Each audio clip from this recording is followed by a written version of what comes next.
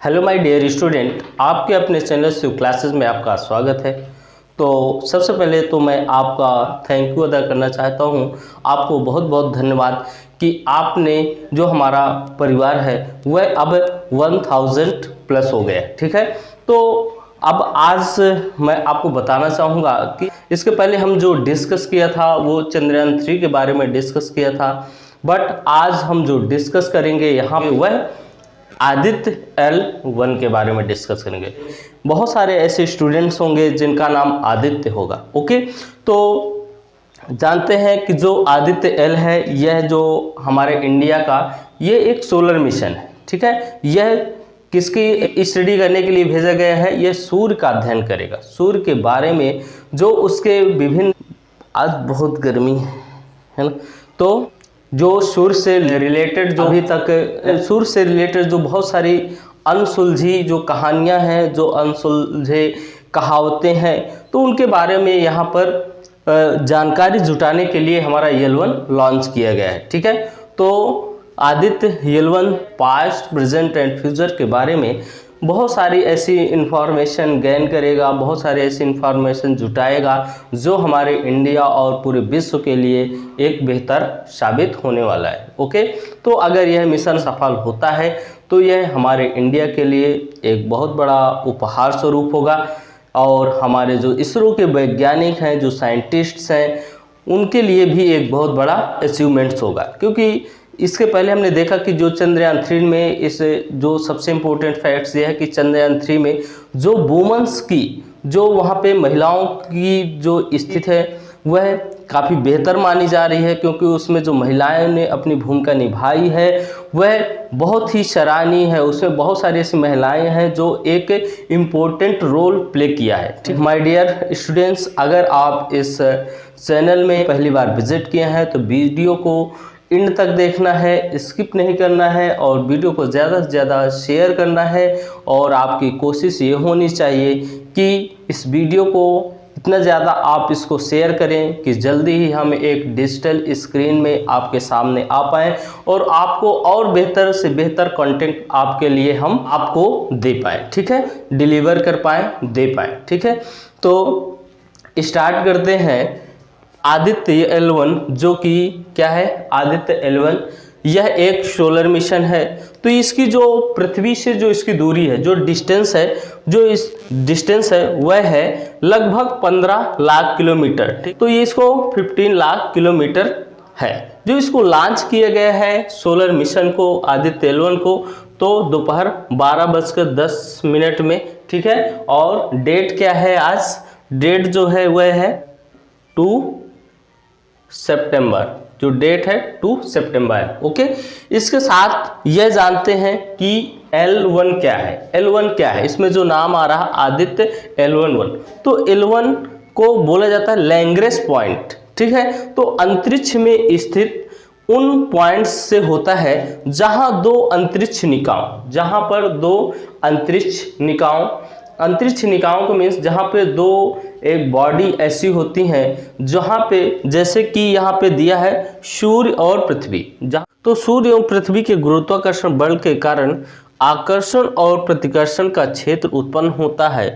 कहने का मीन्स ये है कि मान लो यहाँ पे सन है, हमारी अर्थ ऐसे रोटेट करती है जब सन के चारों तरफ, तो मान लो सन है, तो सन और ये अर्थ और सन के बीच जो 5 पॉइंट्स हैं L1, L2, L3, L4 और L5, तो कहने का मीन्स है, तो जो L1 है, जो पॉइंट L1 है, तो L1 पॉइंट क्या है? एक ऐसा क्षेत्र है जहां से अगर ये जो आदित्य L1 भेजा गया है ये L1 पर जाएगा, तो L1 पर जाने का मीन्स ये है कि यहाँ पे जो अर्थ और सन है इनके बीच जो ग्रेविटेशनल फोर्स होता है, जो गुरुत्वाकर्षण बल होता है, वह शून्य होता है। इसका मीन्स ये है कि L1 में जाने पर आदित्य मिशन जो है L1 में जाने पर यह क्या हो जाएगा?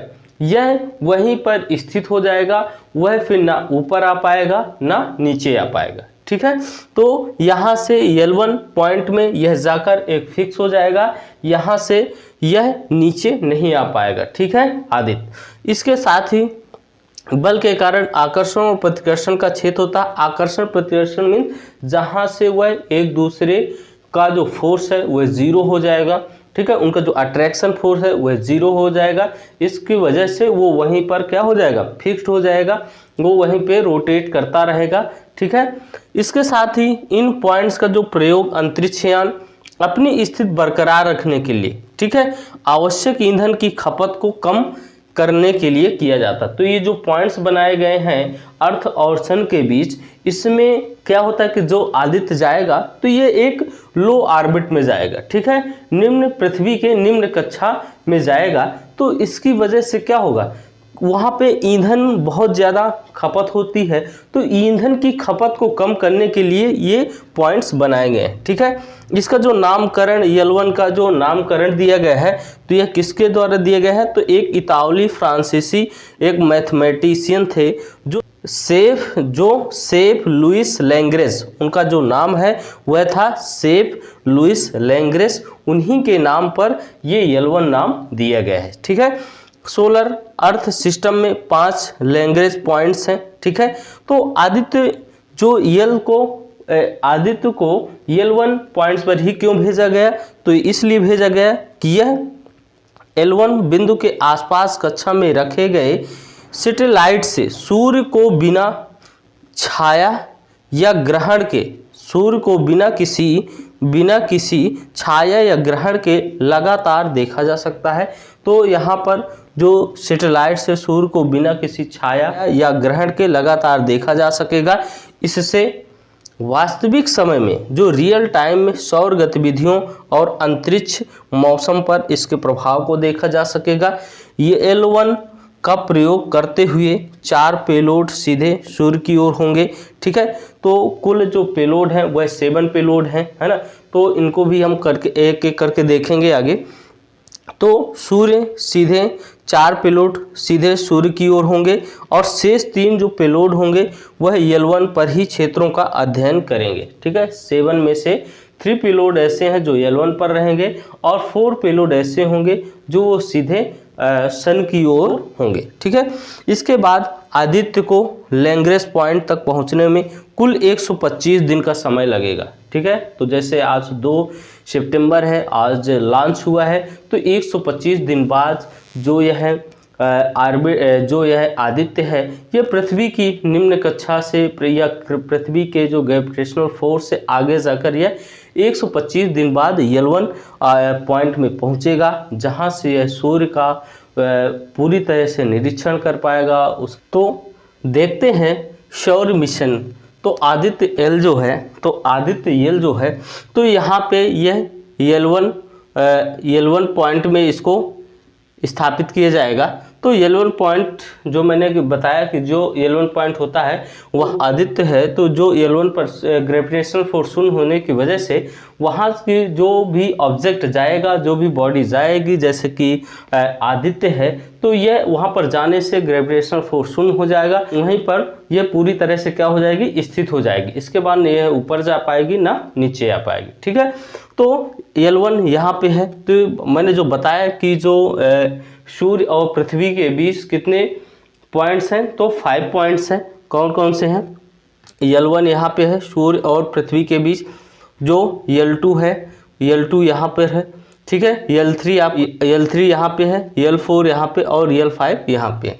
तो ये कुछ इस तरह से जो पॉइंट्स हैं वह सूर्य के। अब जानते हैं सूर्य मिशन के क्या उद्देश्य हैं, ठीक है। यह जो सूर्य मिशन जो भेजा गया है सन पर, तो यह क्या क्या वहाँ पे खंगालने वाला है।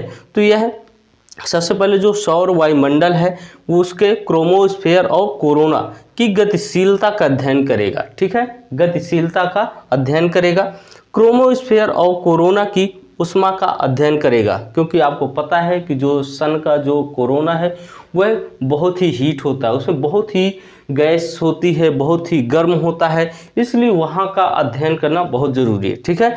कोरोना से विशाल पैमाने पर निकलने वाली ऊर्जा जो एनर्जी निकलती है कि वह अध्ययन करेगा। इसके साथ ही आंशिक रूप से बहुत गर्मी आंशिक रूप से आयनित प्लाज्मा की भौतिकी के बारे में जानकारी प्राप्त करना सौर वातावरण से प्लाज्मा है, ठीक है, जो प्लाज्मा है जो मैटर की एक फोर्थ स्टेज है प्लाज्मा, तो उसका और चुंबकीय क्षेत्रों के बड़े पैमाने पर विस्फोट का अध्ययन करेगा, क्योंकि वहाँ पे प्लाज्मा और जो भी मैग्नेटिक फील्ड्स हैं उनके बारे में भी यह अध्ययन करेगा।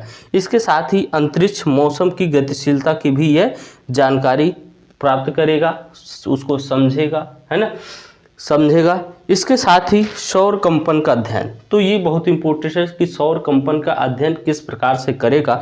तो जिस तरह पृथ्वी पर भूकंप आते हैं उसी तरह सौर पर भी भूकंप आते हैं, ठीक है, जिन्हें कोरोनल मास इजेक्शन कहा जाता है, ठीक है। तो जो सूर्य में जो भूकंप आते हैं उनको क्या बोला जाता है, कोरोनल मास इजेक्शन बोला जाता है, ठीक है। सौर का अध्ययन करने के लिए सूर्य की निगरानी बहुत ज़रूरी है। क्यों ज़रूरी है?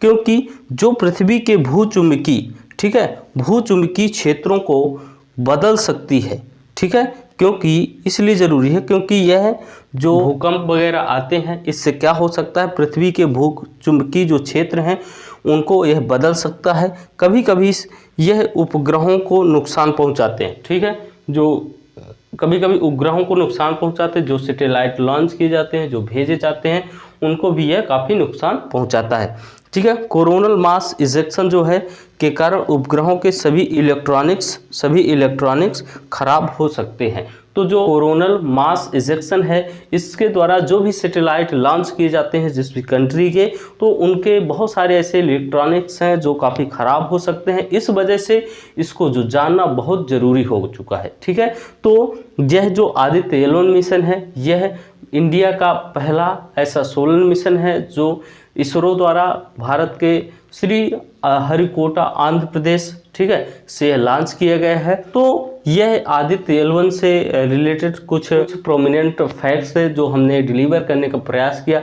तो माय डियर स्टूडेंट, आपको ज़रूरी है कि वीडियो को ज़्यादा से ज़्यादा शेयर करें, लाइक करें और वीडियो को इन तक देखें, ठीक है। इसके साथ ही नेक्स्ट लेक्चर पर डिस्कस करेंगे इसके जो पेलोड होते हैं 7, तो हम इनके बारे में जानेंगे। तो मिलते हैं नेक्स्ट क्लास में। Thank you.